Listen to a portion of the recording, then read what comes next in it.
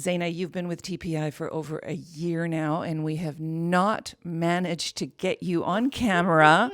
So I'm so pleased to be able to have this opportunity. Tell us what you've been up to over the last year since you joined TPI. It has been an amazing ride, and I am sorry. I am so sorry. It's You just should be. been, I know, it's just been crazy because as you're aware, I've never been on this side of the business. So in the beginning, it was a learning curve for me. I was a travel agent, so I do understand what they do day to day. But from being as the CEO of one of the biggest hosts in Canada, it was really a big task. We have outstanding advisors, and the team at head office is really good.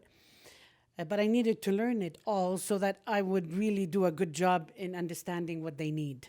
See, that's a really interesting point that you're making. I think a lot of people make assumptions that they know, first of all. And secondly, I really want to know what was your biggest aha when you started to get into this, trade side of the business? I think the biggest piece for me was the way we were set up is that we were making decisions for for the advisors, but really we work for the advisors. I'm their employee. Like we wouldn't have jobs if the advisors didn't sell.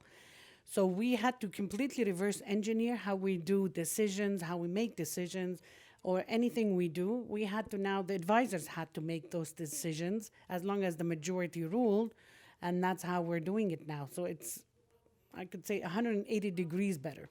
And it's a different structure now. You have people both in Winnipeg and in Toronto in key positions. Talk to us about that. So we actually moved our they call it front of house, so sales, marketing, partnership, all of it now, events is in Toronto. And our back office, which is accounting, finance, technology, QC, inside sales, they're all, the ones that support us all, they're in Winnipeg. So the most important two questions: A, has it attracted new advisors? Are you growing? And B, sales results. Always everything's about the ROI, right? Yeah. So we have had the best growth of a year in the history of the company. Congratulations. I can't take the credit. It's our advisors. No, honestly, and I'll come back to that.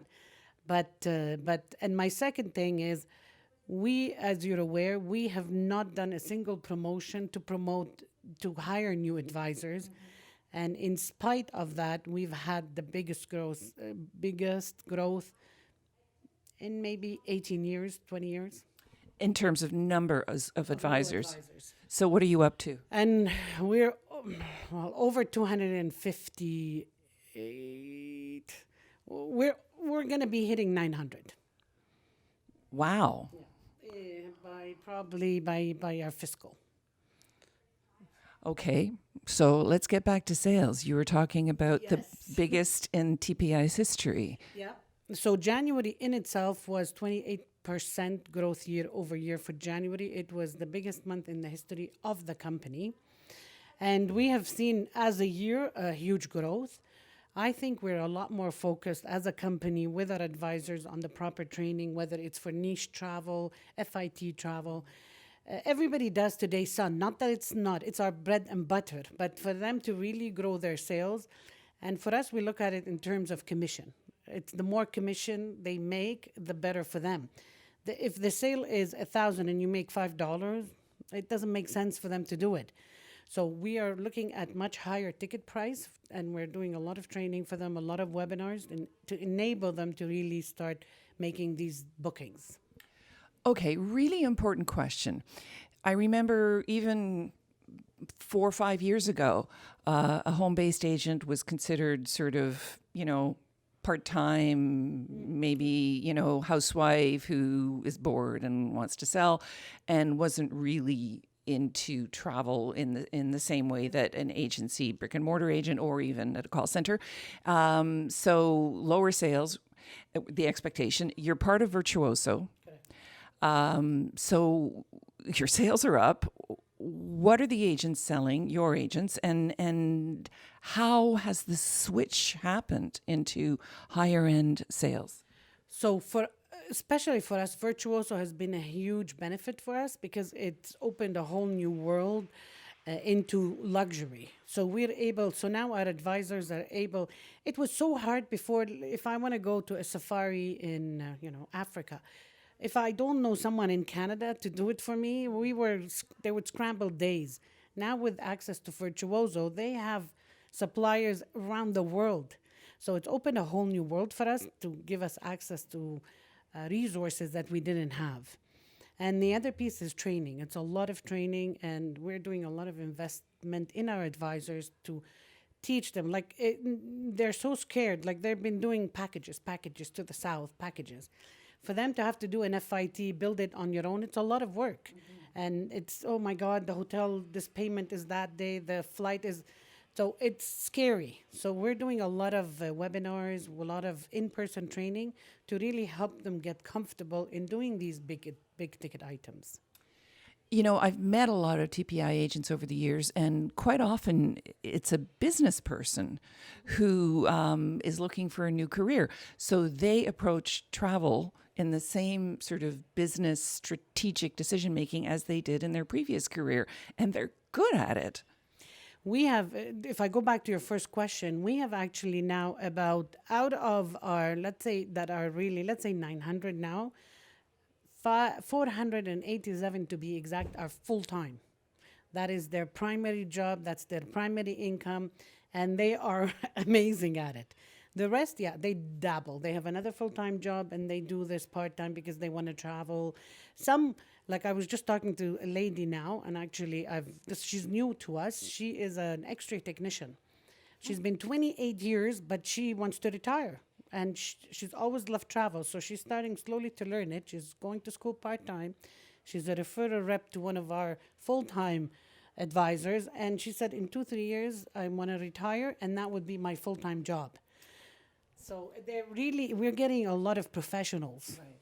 Loving travel and selling travel, two different things. It's important to have the passion. I think it's very important to have the passion because you are selling a dream, but the business of travel is so complicated. Oh, no, it is. And that's why we've changed a lot our recruitment strategy. If people want to come to us, the first question is we need to understand how serious they are.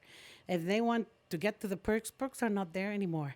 You have to work so hard to there's no free stuff anymore. So our recruitment is a lot more stringent than we ever were. We're trying to weed out the ones that want to do it for fun.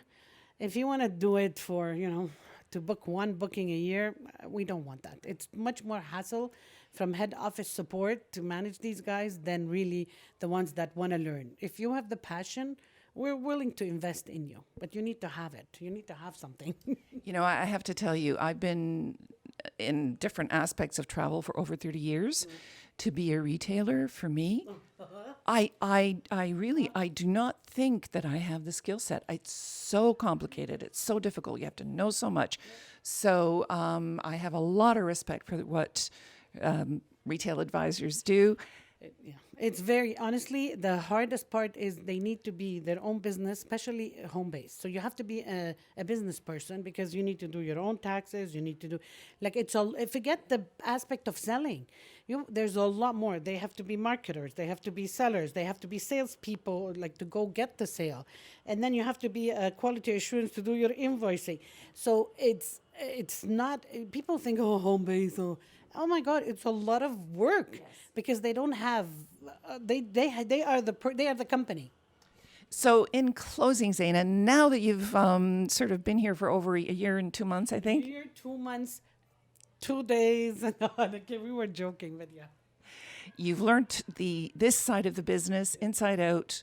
What's your take? Honestly, I thought it's much easier than, especially for home base, I thought it's a much easier job. But after being here for a year, it's a lot of work. And the advisors that are doing it full time, honestly, they are amazing because they have to know everything. They have to know every aspect of a business. And overall on the retail side, you see growth in Canada? For if I want to look overall, not TPI, it's a market that's never going to go away. People keep saying travel agents travel.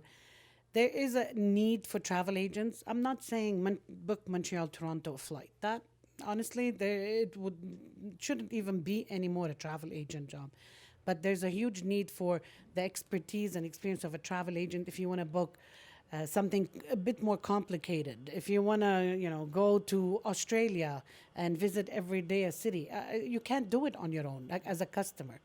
So it is growing. We see it growing, and we see actually our ticket book of business per advisor growing as a base. So our average sales was per invoice was 1,900 with a 2,300 this fiscal. Fabulous. Yeah, no, it's amazing. Congratulations, and thank you for finally giving us some I'm time to sorry. talk. I promise soon again. Okay, we certainly hope so. Thank you.